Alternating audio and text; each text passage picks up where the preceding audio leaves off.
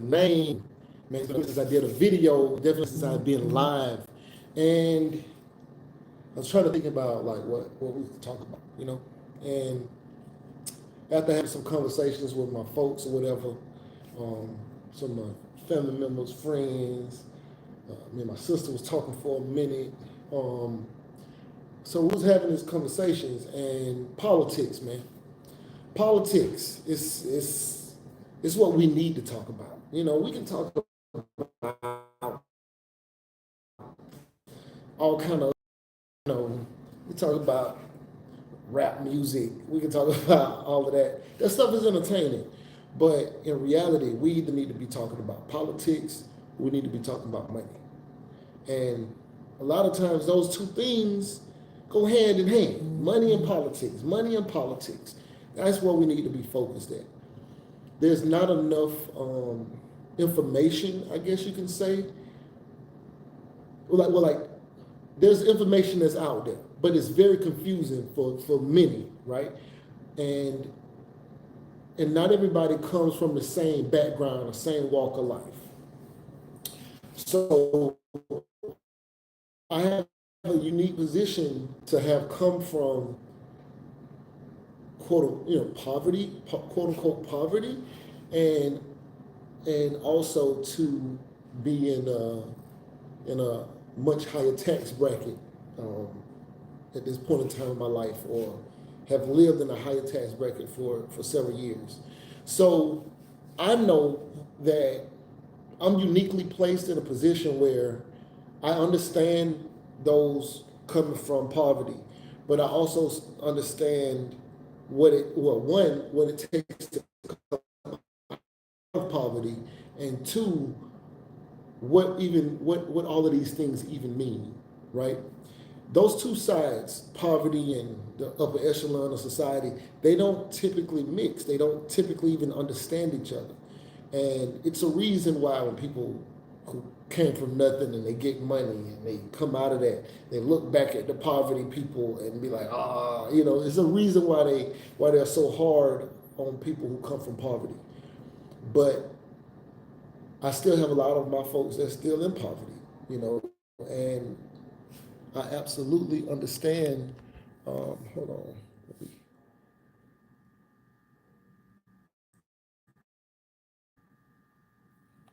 But I absolutely understand the mentality of both sides.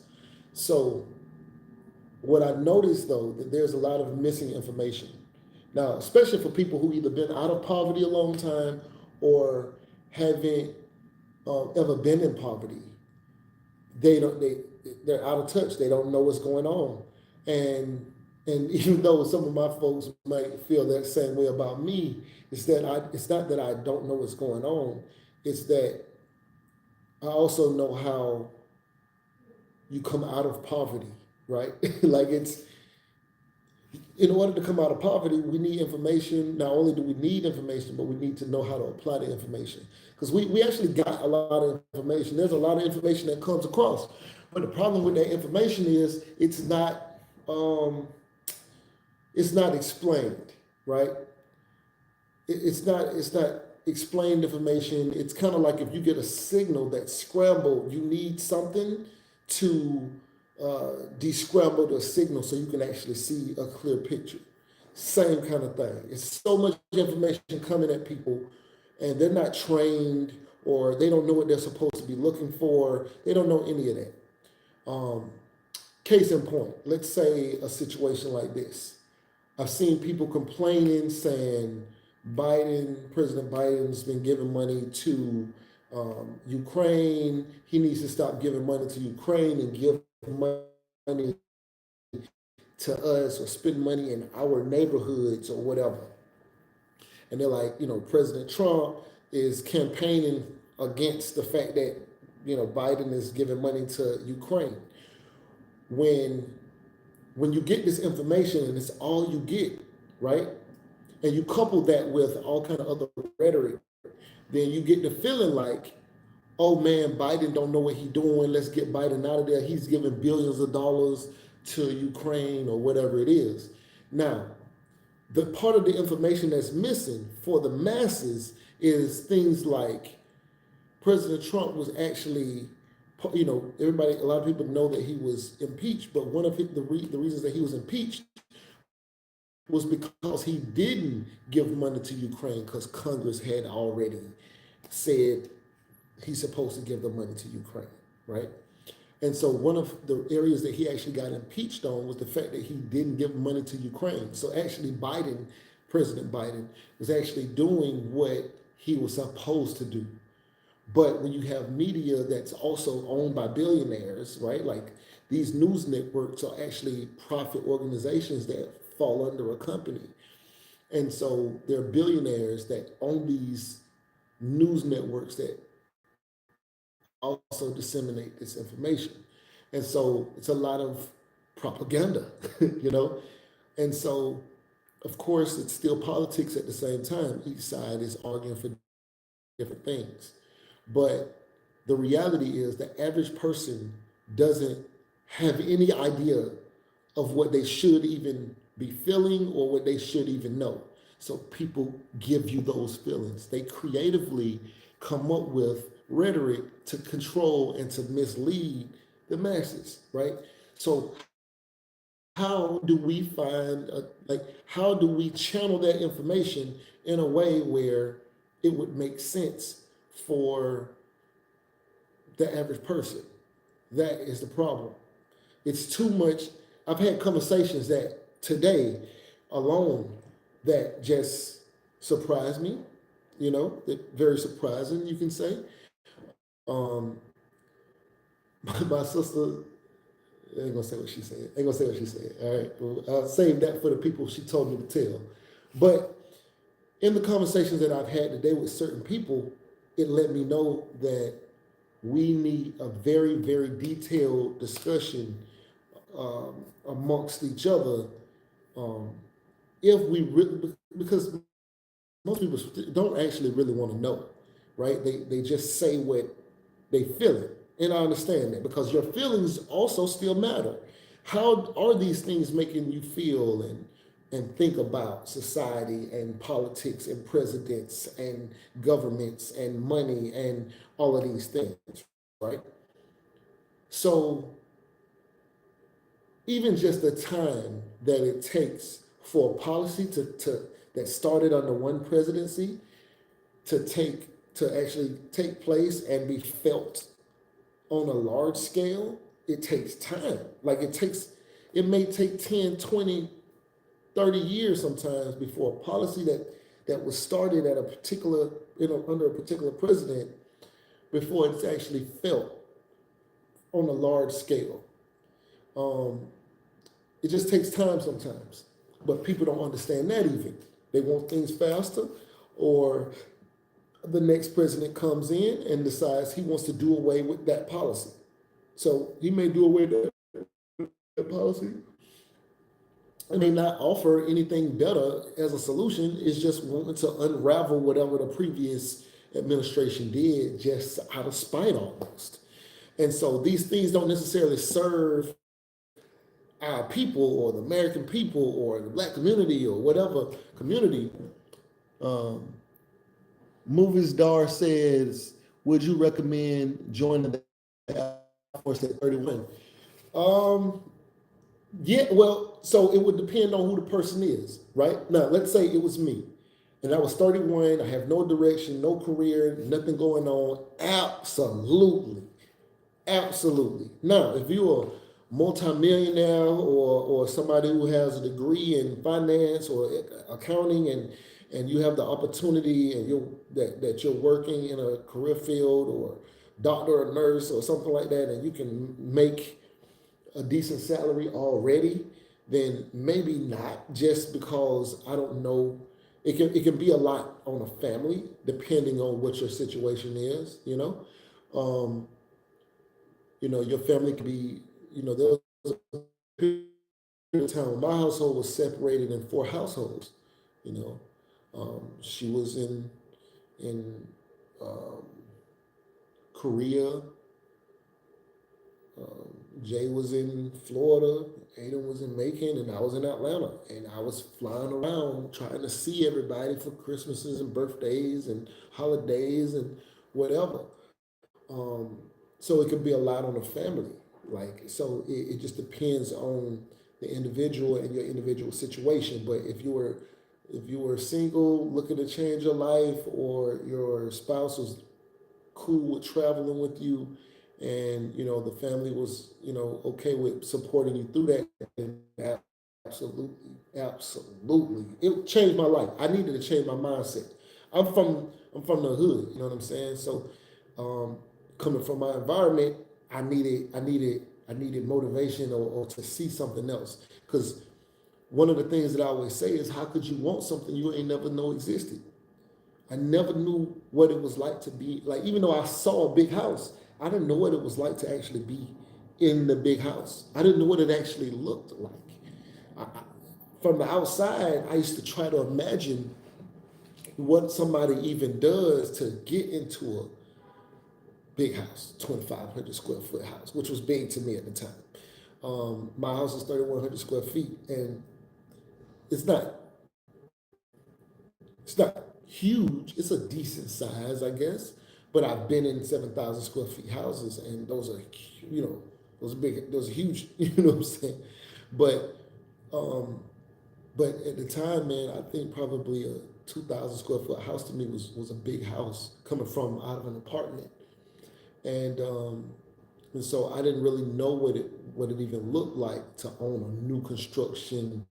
I had never walked in them before, so walking in them starts to, oh, I could have this. Oh, this is what this feels like. This is, so you kind of almost got to walk in it before you even fully can visualize it.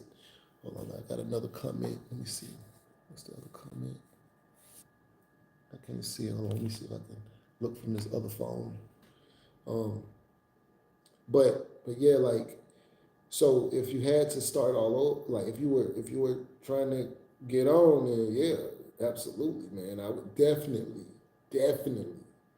go into the military. Now, let me see what you guys have said. All right, perspective, for sure, no problem. Um, but yeah, so what we got to do is we got to have more detailed conversations, and we got to have conversations with people who can explain it, or explain what's even happening, because without the explanation, we're just watching the news and they just reporting from, oh my god, look at what this guy's doing, he doesn't, you know um and and that's all we left with. And then you hear other people complain about this or this or this or this, and then you think about your situation and you say, dang, you know what, I got fired from my job last month, right? And even though I got fired from my job last month, when I was up under this other president, I had a job, right? So let's say somebody who had a job and they was working during the Obama administration, and they got let go from their job under the Trump or Biden administration, and so they're blaming them not being able to get it, or having a hard time finding a job, on either the next president or whatever president they got fired under, and they're looking for a new job under. So they blame that president for their lack of ability to secure another job, but they might have got fired because they stole something. You see what I'm saying? So, but their feelings about it are, I was happier under this other president, and so now this other president, it doesn't feel good, because now when I look at it, I was under a different president. So it's kind of like president gonna get blamed for almost everything. And then there's also that, right? But there's the explanation of, the president is not responsible for everything that happens in America. He's not responsible for what happens at your middle school. He's not directly responsible. There's state and locally funded schools. Yes, the federal side probably does give some money towards local schools, but the local schools is paid for by the state and things like that. And so some of those things are going to depend on where you live and what state you're in, but the logic isn't there for that. The logic is like, hey, it's crime going on in the school. Um, why isn't the president doing anything about it? That's not even his job necessarily. He might step in if it's bad enough, but that's not actually his job. His job is something completely different. And so it's like all of these things that we don't quite grasp as a whole. Um, I definitely would love to have conversations with people about these things on here, on camera, but nobody wants to have these conversations. I mean, well, we're trying to get one together. Me and Static Waters and Ski, we're trying to have one where um, what Stat said, he wants me to bring the government side because he considers me the government um, I actually understand how the government works, but he considers me the government, and he's like, he wants Ski to bring the hood side. Now, the thing about it is, me and him are both from the hood, so we from the same neighborhood, you know. Hold on. Tony Lejeune says, how you say the Lejeune? I say Lejeune. Hey, what's up, Casino? What are the steps to getting an entry level accounting position in the government, preferably remote? Thanks. So step one, of course, depending on what you consider entry level. When you say entry level accounting, there's different types of entry level accounting jobs, right? So one, are you speaking? I guess I'll speak to both sides, but if you're speaking from a stance of, I just, I just want to get a job and I don't have a degree, I don't have an accounting background, I, I just, I just want to work in accounting. Like maybe I've worked with QuickBooks or I've done some bookkeeping or something like that, and I just want to get into accounting, right? Um, you can get into accounting without a degree.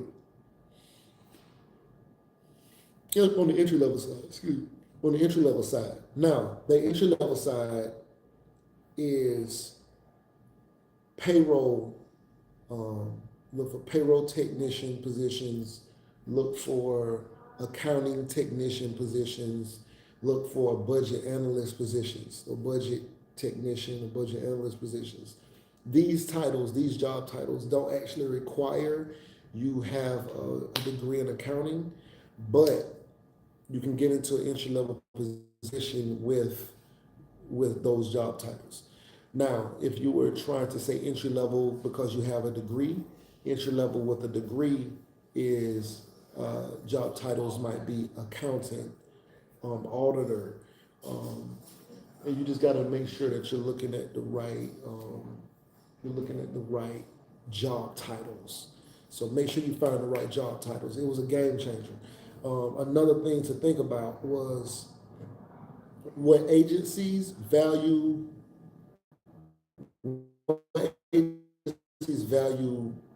accounting, right? IRS is going to be a big one. OIG, Inspector Generals, they're mainly auditors, they're mainly accountants. Almost everybody there's an accountant, almost everybody there. There's admin officers and there's HR people and stuff like that, but for the most part, almost all auditors. So they value the accounting profession. IRS values the accounting profession. SEC values the accounting profession. The FBI, they value the accounting profession because a lot of criminals are actually caught off of, like forensic accountants or auditors and things like that. So go for the agencies that value what you do. For instance, if you go work at the CDC, Center for Disease, I don't know, the CDC, the disease center. I don't know what it's called, what the acronym breaks down to. But if you go there, they're not necessarily looking for accountants. They want medical staff. They want lab techs. They want doctors. They want nurses. They want things like that. So if you go there, you're trying to move up or you're trying to find an open position, they probably don't have a lot, versus you go to an IG that might be hiring 100 people this year or something like this one IG might be hiring 100 people if they're growing their staff or something like that. So, versus, comparing that to two accounting positions, entry level accounting positions that don't go very high because they don't value that skill set. So, it's kind of where you go with it. I saw something else pop up. Let's see what else. All right. Tony Lejeune says, thanks for the info. I have no degree but thought on getting my BA online with WGU. So, yes, so the degree will take you the furthest. Well, it'll open the most doors if you have a bachelor's degree in accounting. And it doesn't matter if it's a BA or BS. BA stands for Bachelor of Arts. BS stands for Bachelor of Science. So a Bachelor of Arts in Accounting and a Bachelor of Science in Accounting. You still have a bachelor's degree in accounting. That's all that matters. The difference is Bachelor of Arts is more humanities and philosophy based, and Bachelor of Science is more math and science based. Hold on, this is wrong. Hold on.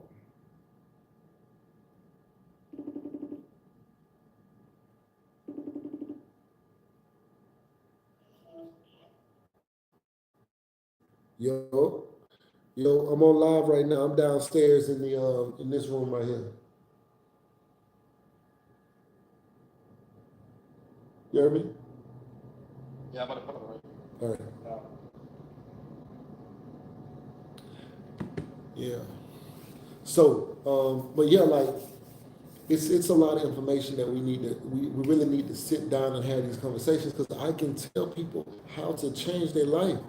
I can show people how to change their life. But we so stuck in our ways of being rebellious and I'd rather trash the whole United States in order to just that's how they got me feeling like they ain't nothing good anyway. I might as well just look out for self. But really they don't realize that they ain't looking out for themselves. They really hurting themselves, and they hurting their kids' future, and they hurting they any future opportunities. Because there's certain administrations that once they get in and they put those people in place, say like certain federal judges, depending on what president is appointed, they put those federal judges in place, and those are lifetime positions. Those positions, they don't never have to step down from. Those decisions on who's president are very, very impactful, especially if you're saying you come from a very crime-ridden area where things are stacked against your people and stuff like that. These things absolutely matter. Absolutely matter. It's crazy. It's crazy that I said this to somebody. I ain't gonna lie. One of my partners said something so crazy, and he a convicted felon. But he was like, man, if I could vote, I'll vote for this person. And I ain't gonna say no names. But he said, I'll vote for this person. And I looked at him and I said, man, I am so glad that you cannot vote. I never did that before. I never said that to nobody. But I was so glad that he couldn't vote. It's crazy. Yo, what's poppin'? What's poppin'? Accountants, what's happening, brother? Yeah. Yeah, man, I was just on here talking about, politics a little bit. Was talking about also how to get some entry-level accounting jobs for the people who want to know. And of course, get your resume together, go on ONET online, and use that to build your resume. Use the bullet points to help build your resume and kind of get an idea of like the verbiage that you need to have in your resume. And get on USA Jobs, man, and start applying. I got a video where I got probably a couple of videos, but I got one where I kind of walk through. It's an older video about USA Jobs or whatever, so I kind of like walk through and explain what different things mean. But yeah, definitely do that. But then, of course, there's other ways.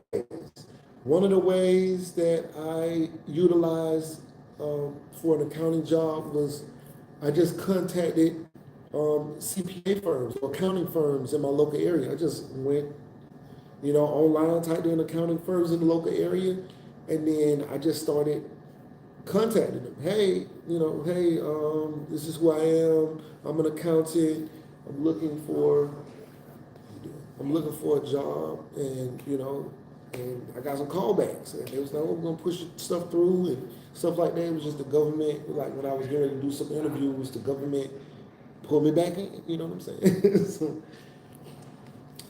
But yeah, it's it's really about the effort. Once you know what you're supposed to be doing, what direction you're going, it's way easier once you just know, hey, I'm finna do this. I'm doing this. It's kind of like if you decide to be a real estate agent, you gotta go through a process to become an agent, and then once you become an agent, then it's like, okay, now I got my license. I'm finna start telling people I'm an agent. Hey, you need an agent? Let me know. Hey, let me know. You're looking for a job. You going down to the realtor offices. Hey, I'm a new agent. Anybody need somebody to partner up with something or whatever like that? Anybody know something going on? You got to put yourself out there. It's really that simple. It said, accountant says nice. Honestly, government jobs are good. Um, Honestly, government jobs are good. What I like, especially with what you're doing, that will pay you. Let me read this better because it's hard to see it from this screen. Let's see. Content says nice. Honestly, gov jobs are good. What I like about it, especially with what you're doing, they will pay you. That's what's up. They will pay you. They will pay you. They will pay you. They will pay you. I've learned so much stuff about just like being in the space. It's crazy. Accountant says, "Hey, I'm working as a realtor now in Miami. Hey man, if y'all need a real estate agent, hit up accountant. Real estate is too expensive for me in Miami. I ain't gonna lie. I ain't gonna. You can buy, you can buy land in the islands before you get land in Miami. And finishing my accounting degree is wild. Dang. Yeah, that is interesting. Yeah, and see, you can blend that. You could be an accountant. You could be an accountant for a realtor company or a hedge fund. Yeah, yeah. Real estate so high in Miami. Jeez, it's crazy high. Yeah. Um, But yeah, I was waiting on my dog to get down here. He ain't made it down here yet. But I just wanted to come on here real quick, man. Make sure y'all smash that like button for your boy. Smash that like button. I definitely want to start coming on here and doing more lives. I got so many videos that I've edited and I've been uploading and all kind of stuff. And I have yet to release them because I wanted to finish editing other videos before I started like dropping. But there's so many videos when I was selling cars at Toyota and been trying that out, being a car salesman. That was an interesting time. I am glad that is over. Man, it's crazy. The accounting profession is amazing. Um, Working in leadership is amazing. Um, it's definitely a different energy. Um, but yeah, so y'all just stay blessed. Hold it down. Let's run this bag up. You feel me? And let's just do it like that. Anyway, right now you watching Casino's Name. Please like, share, comment, and subscribe. And we